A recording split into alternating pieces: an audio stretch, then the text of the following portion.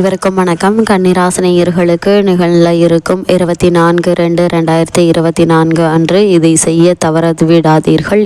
அலட்சியம் வேண்டாங்க, அவசியம் செய்து விடுங்க. இன்றைய நாளில் கன்னிராசினியர்களுக்கு மேலும் என்ன மாதிரியான நன்மைகள் எல்லாம் ஏற்பட இருக்கு, கிரக நிலைகளின் ரீதியாக அமையிருக்கும் சாதகங்கள் என பாதகங்கள் என, குறிப்பாக கன்னிராசினியர்களுக்கு இன்றைய நாளில் கிரகங்களுடைய சஞ்சார நிலைகள் என்ன என்று பார்க்கும்போது, மேஷத்தில் குரு பகவானும், கன்னியில் கேதுவும், மகரத்தில் சுக்கிரனும் செவ்வாயும், கும்பத்தில் சூரியன் புதன் சனி ஆகிய 3 கிரகங்கள் இணைந்து சஞ்சரிக்கிறாங்க. அதே போல மீனத்தில் ராகு சஞ்சரிக்கிறாரு. இந்த கிரகங்களுடைய சஞ்சார நிலைகளின் காரணமாக மேலும் என்ன மாதிரியான நன்மைகள் எல்லாம் உங்களுடைய வாழ்வில் ஏற்பட இருக்கு என்பது குறித்தான முழுமையான பதிவு தான் இந்த வீடியோல நம்ம விரிவா பார்க்க போகிறோம். அதற்கு முன்னாடி இந்த மாசி மகத்தை பற்றி சற்று விரிவாக தெரிந்து கொள்வோம். மாசி மகத்தில் பிறந்தால் அஜகத்தை ஆளலாம் என்ற மூதுரை ஏற்பட்டதே இந்த மாசையில்தான். மகத்தில் ஸ்ரீ மகாவிஷ்ணு அவதரித்ததனால்தான் இந்த மூதுரையே ஏற்பட்டது. இந்த மாதத்தை தான் மாங்கல்ய மாதம் என அழைத்து புது தாலிச்சரடு அணிந்து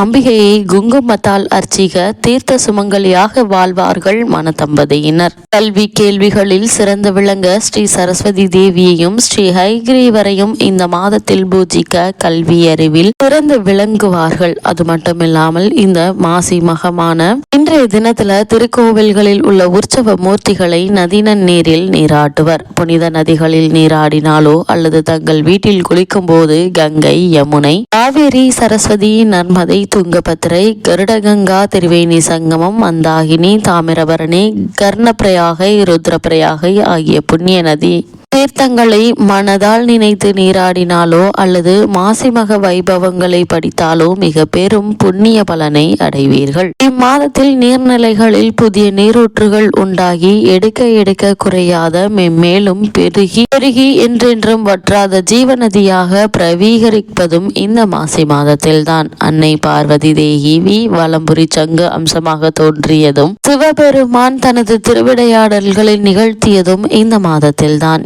இம்மாதத்தில் தான தர்ம செய்வோருக்கு சிவபெருமானும் திருமாலும் இணைந்து வரங்களை வாரி வழங்கி அருள்வார்கள்.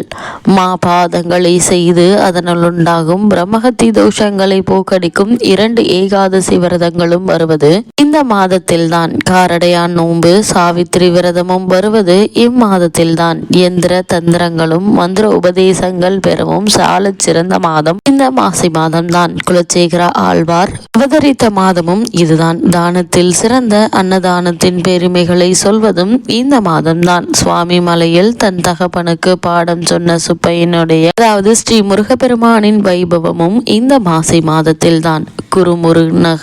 குருமுனியாகிய அகத்தியர் கடும் தவம் இயற்றி தனது அபிலாஷைகளை நிறைவேற்றி கொண்டதும் இந்த மாசி மாதத்தில்தான். இந்த மாதத்தில் புதுமனை புகுதல், தொன்று வாழையடி வாழையாக பல தலைமுறை சந்ததிகள் அந்த புது வீட்டில் வாழ்வார்கள் என்பது ஐதீகமாக கூறப்படுகிறது. அது மட்டுமில்லாமல் இந்த மாசி மாத மக நட்சத்திர தினத்தன்று கும்பகோணம் மகாமக குலத்தில் நீராடினால் பாவங்கள் தொலையும், புண்ணியங்கள் பெருகும். 12 ஆண்டுகளுக்கு ஒரு முறை குரு பகவான் சிம்ம ராசியில் பிரவேசிக்கும் நாள் மகமாக கொண்டாடப்படுகிறது. லட்சக்கணக்கான பக்தர்கள் அன்று இத்திருக்குளத்தில் நீராடி புண்ணியம் பெறுகின்றனர். பார்க்கடலை கடைந்த போது கிடைத்த அமிர்தத்தை பெற தேவர் அசுரர் போராட்டம் நிகழ்த்த போது அமிர்த குடத்திலிருந்து அமிர்த துளிகள் தெரிந்து சிதறிய 12 இடங்களுள் இக்குளமும் ஒன்று. மாமாங்கமாடி, மதுரை கடலாடி, ஸ்ரீரங்கமாடி, திருப்பார்கடலாடி என்ற சொற்றொடர் மாமாங்க பெருமையை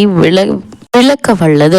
கங்கை, யமுனை, சரஸ்வதி, நர்மதா, காவேரி, சிந்து, கோதாவரி, யசுரா, சரயு, தாமிரபரணி ஆகிய புண்ணிய நதிகளுள் 9 கன்னிகளாக உருமாறி பக்தர்கள் தங்களிடம் விட்டு சென்ற பாவங்களை இந்த மகாமக குலத்தில் நீராடி கழித்து குலைக்கரையிலேயே ஆலயமும் கொண்டிருக்கின்றனர். அமிர்த குடத்தை கும்பேஸ்வரராக மாற்றிய ஈசன் கிராதமூர்த்தியாக கும்பேஸ்வரர் ஆலயத்தில் அருள்கிறார்.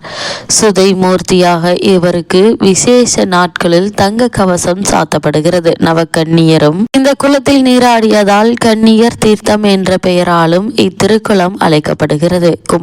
கும்பகோண மகாத்மியத்தில் இந்த மகாமக குலத்தின் வடக்கில் 7 தீர்த்தங்களும் கிழக்கில் 4 தீர்த்தங்களும் நடுவில் அநேக புண்ணிய தீர்த்தங்களும் உள்ளதாக குறிப்பிடப்பட்டுள்ளது. மகாமக நன்னாளில் இத்தீர்த்தத்தில் அமிர்தம் கலக்கப்படுவதாக ஐதீகம் உள்ளதால் இத்தீர்த்தம் அமிர்தசர யோகம் எனவும் அழைக்கப்படுகிறது. இத்திருக்குளம் 15 ஏக்கர் பரப்பளவு, அதன் 4 கரைகளிலும் 16 சிவ சந்நிதிகளையும் கொண்டு விளங்குகிறது. இத்திருக்குளத்தை சுற்றிலும் பிரம்மதீர்த்தேசம், முகுந்தேசம், தனேசம், ரிஷபேசம், பானேசம், கோணேசம், பக்தேசம், பைரவேசம், அகத்தீசம், வினோகேசம், கங்காதரேசம், பிரம்மோட்சம், மூத்தீர்த்தேசம் ஆகிய ஆலயங்கள் உள்ளன.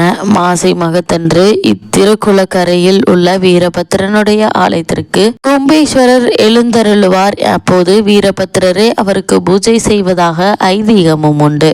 அர்ச்சகர் வீரபத்திரர் பிரதிநிதியாக பூஜை செய்கிறார். நவநதிகளான நவகன்னியருக்கு காவலாக இவர் இருப்பதால் கங்கை வீரபத்திரர் என இவர் வணங்கப்படுகிறார். இத்திருக்குள மேல்கரையிலிருந்து 4 கிலோமீட்டர் தொலைவில் உள்ள பிரம்மஞானபுரீஸ்வரர் ஆலயம் அவிட்ட நட்சத்திர பரிகார தலமாக போற்றப்படுகிறது. இத்தலத்தில் அருகிலும் இரட்டை நதிகளுக்கு முந்திரி பருப்பு, நிலக்கடலை இரண்டையும் சேர்த்து மாலை கட்டி அணிவித்து பிரார்த்தனை செய்தால் நினைத்தது நிறைவேறுகிறது. கிருஷ்ணதேவராயர் இத்திருக்குளத்தில் நீராடியதாக செங்கல்பட்டு மாவட்டம் நாகலாபுரம் வேதாரண்ய சுவாமி ஆலய கல்வெட்டில் காணப்படுகிறது. மாசி மக தினத்தன்று இத்திருக்குளத்தில் நீராடி விரதமிருந்து எளியவர்களுக்கு அன்னதானம் செய்தால் ஆண் வாரிசு பிறக்கும் என்பது நம்பிக்கை. மாசி மகத்தன்று இங்கு நீராடி 9 சுமங்கலி பெண்களுக்கு மங்கள பொருட்களை தானம் செய்தால் நவ கன்னியருடைய அருளால் சகல சௌபாக்கியமும் கிடைக்கும். மகாமகம் முடிந்து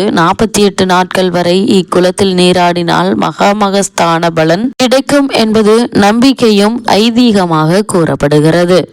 இவ்வளவு மேன்மைகளை கொண்ட இன்றைய நாளில் கன்னிராசினியர்களுக்கு மேலும் என்ன மாதிரியான நன்மைகள் எல்லாம் உங்களுடைய வாழ்வில் ஏற்பட இருக்கு என்று பார்க்கும்போது 6ஆம் இடத்தில் இருக்கக்கூடிய சனி ஆட்சி பெற்று இருப்பதால மனோரீதியான சிரமங்கள் குறைய இருக்குதுங்க. மனம் சற்று தெளிவடையுங்க. உத்தியோகத்தில் உள்ளவர்களுக்கு முன்னேற்றம் ஏற்படுங்க. மனத்தடைகள் விலக இருக்குது. பணியிட மாற்றம் நீங்கள் விரும்பியபடி கிடைக்க வாய்ப்புகள் இருக்குதுங்க. தொழில் வளர்ச்சிக்கான மூலதனம், அதாவது வங்கி கடன்கள் முதலியவை சாதகமாக கிடைக்க இருக்குதுங்க. நண்பர்கள் உங்களுக்கு உதவிகரமாக அமைய இருக்கிறாங்க. 12க்குரியவன் அதாவது சூரியன் 6ஆம் இடத்தில் இருப்பது புதிய பலத்தை உங்களுக்கு ஏற்படுத்தி கொடுக்க இருக்குது. இதனால் நீங்கள் மேற்கொண்ட காரியத்தில் வெற்றி அடையக்கூடிய ஒரு தருணமாகவும் இத்தருணம் அமைஞ்சிருக்குதுங்க. அரசியல் செல்வாக்கு உங்களுக்கு அதிகரிக்க இருக்குதுங்க. கன்னிராசினியர்களை பொறுத்த வரைக்கும் தந்தை மகன் உறவுகள் சீராகுங்க. போட்டித் தேர்வுகள்ல வெற்றி கிடைக்க இருக்குது. புதிய வேலைக்கு முயற்சிப்பவர்களாக இருந்தாலும் அந்த முயற்சிகள்ல வெற்றி கிடைக்கக்கூடிய ஒரு காலகட்டமா இந்த காலகட்டம் அமைஞ்சிருக்குதுங்க. கன்னிராசினியர்களுக்கு இன்றைய நாள்ல கிரக நிலைகளின் ரீதியாக